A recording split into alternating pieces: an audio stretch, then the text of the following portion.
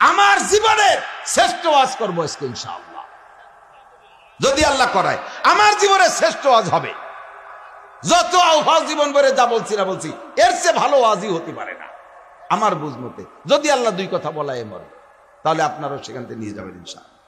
আর ওয়াজ করা গাই দোয়ানোর মতো, আগে মাঝে মাঝে কই গাই দোয়ানো যাইয়ে বান ধরে টান দিলে দুধ বাড়ি না, আগে কিছুক্ষণ ফানাতি হয়, বাসন দিয়ে ফানাতি হয় না, না ভানায় যদি বান ধরে টান দেন বান ছিঁড়ে যাবে অথবা রক্ত বেরিয়ে। এবার বানানো হয়ে গেছে, কিন্তু দোয়ানোর সময় বালতি ছড়াই নিয়ে যাবেন, দুধ বাড়ি যাবে, গুলি পড়ি থাকবে। কথার শুরুতে কিছু পানানু কথা বলা লাগে, শেষে আলো পানানু হয়ে গেলে দোয়াবো। দোয়ানোর সময় যদি বালতি ছড়াই নিয়ে যান, সেই সন্ধ্যে এত রাত পর্যন্ত বসে রয়েছেন, দুধ মাটিতে পড়ে যাবে, খালি বালতি নিয়ে বাড়ি যেতে হবে। শেষ কথা, শ্রেষ্ঠ ওয়াজ ইসলামের খুঁটি কয়টা? পাঁচটা, মাঝখানে একটা, সেটা সেট করছি কালেমা শাহাদাত, ঠিক আছে তো?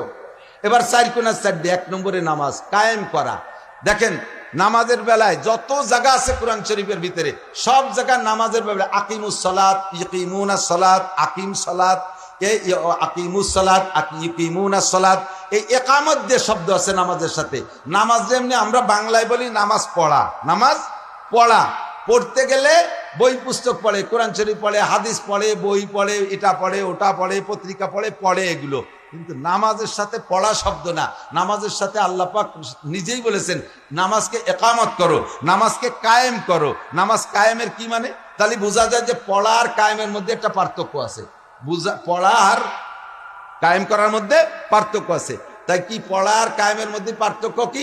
নামাজ এই জায়গায় লেখা, এদিক তাকান, নামাজ এই জায়গায় লেখা আছে 1 নম্বরে নামাজ, তারপরে নামাজের ফরজ 13টা, নামাজের ওয়াজিব 14টা, নামাজের সুন্নত 28টে, নামাজ ভাঙ্গার কারণ 19টে, তারপরে এই সুন্নত, ওই নফল, এই মুস্তাহাব, এইগুলো কিতাব বইয়ে লেখা আছে।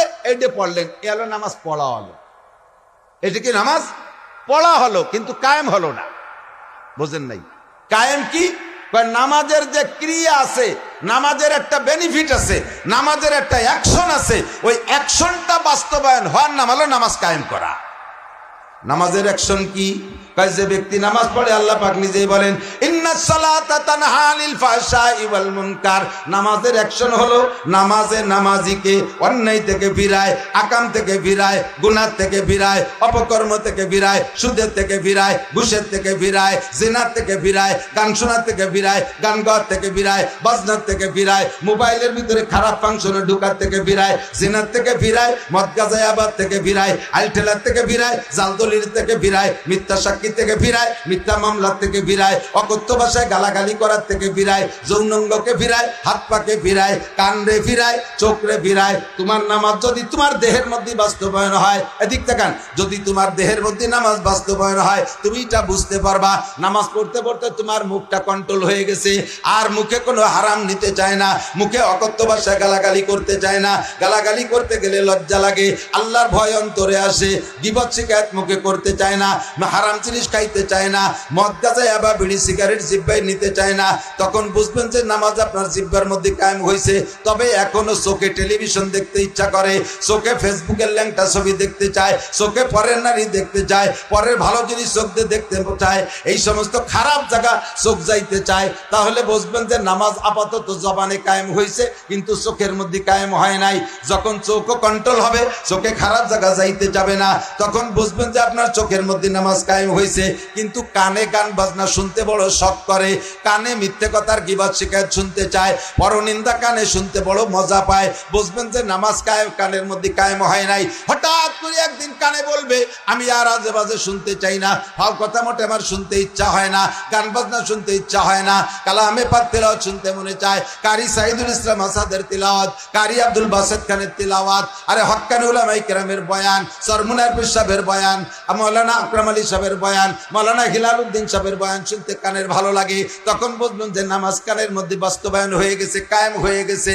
এবার আপনার হাতে খারাপ জায়গা হাত দিতে চায়, চোখ ভালো হয়ে গেছে, জিহ্বা ভালো হয়েছে, কান ভালো হয়েছে, কিন্তু হাতে শুধু সুদে টাকা গুনতে চায়, হাতে শুধু ঘুষে টাকা গুনতে চায়, হাতে পরের মাল চুরি করতে চায়, পরের জিনিস ধরতে হাতের ভালো লাগে, হাতে পরের গায়ে হারামভাবে স্পর্শ করতে চায়, পরের গায়ে আঘাত করতে চায়। বুঝবেন যে এখনো হাতের মধ্যে নামাজ কায়েম হয় নাই। হঠাৎ করে হাতে একদিন বলবেন, ও ভাই আমি আর এই কাম করতে পারবো না, কিয়ামতের ময়দানে আমি হাত সাক্ষী দেবে, আমি হাত তোমার এগেনস্টে সাক্ষী দেব, কাজেই আমি অন্যায় করতে পারবো না, আমি তোমার সাথে একসাথে জাহান্নামে যাব, আমি এইটা পারবো না। হাতে কয় আর অন্যায় করতে পারবো না।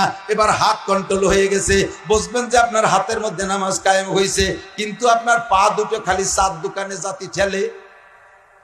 সকালবেলা ঘুমেতে উঠিয়ে চল যাই একটু চার দোকান দিয়ে ঘুরিয়ে আসি। আর বাংলাদেশের চার দোকান হচ্ছে মিনি সংসদ ভবন, লোকাল সংসদ ভবন। এই জায়গা বলছে যত বুদ্ধিজীবীরা প্ল্যান দেয় সেই অনুযায়ী ডাক্তার ইউনূস আপাতত চালাচ্ছে, আগে হাসিনে খালেদা দেশ চালাইছে, চার দোকানে লাগে বুদ্ধি নিয়ে।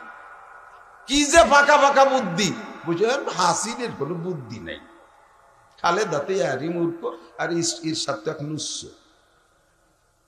কয় বুদ্ধিমান সংসদে বইছে। তোরা কি এরিস? আমি মাটি কাটি। তুই কি এরিস? আমি মাছ বেছি। তুই কি এরিস? আমি ভ্যান চালাই। তিন বুদ্ধিমান বসে বসে হেনে বসে সমালোচনা করে।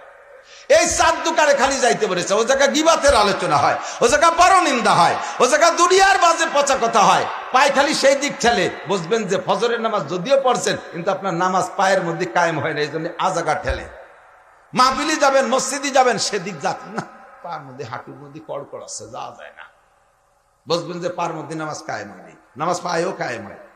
কিছুদিন পরে পায়ের মধ্যে কায়েম হয়ে গেছে, পা কয় না আর খারাপ জায়গা যাওয়া যাবে না। দুর্গা পূজা, সরস্বতী পূজা, লক্ষ্মী পূজা, কালী পূজা, হিন্দু বাড়ির লাড্ডু খাওয়া আছে না? হিন্দু বাড়ি এদিক হিন্দু বাড়ি আছে নাকি?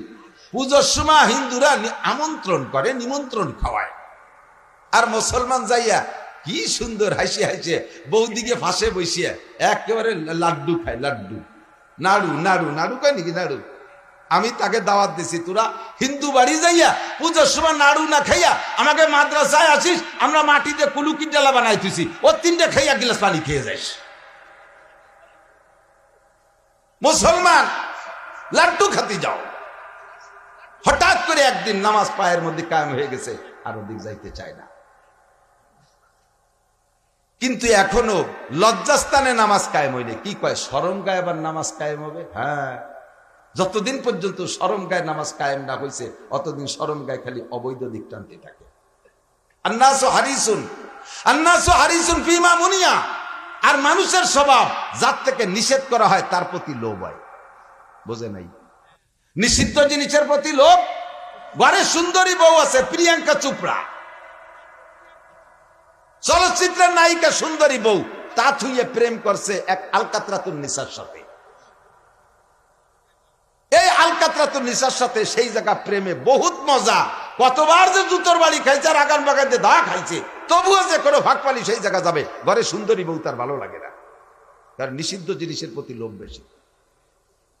বেতন হালাল, তার প্রতি কোনো চাহিদা নাই, কত অনায়াসে ব্যাংকে অ্যাকাউন্টে ঢুকবে, কিন্তু ঘুষির টাকাটা ধরিয়ে নিতে হবে। যাইয়ে রাস্তায় দাঁড়ায় ট্রাকের সাথে মুসাফা করে করে পকেটে, ট্রাকের সাথে মুসাফা।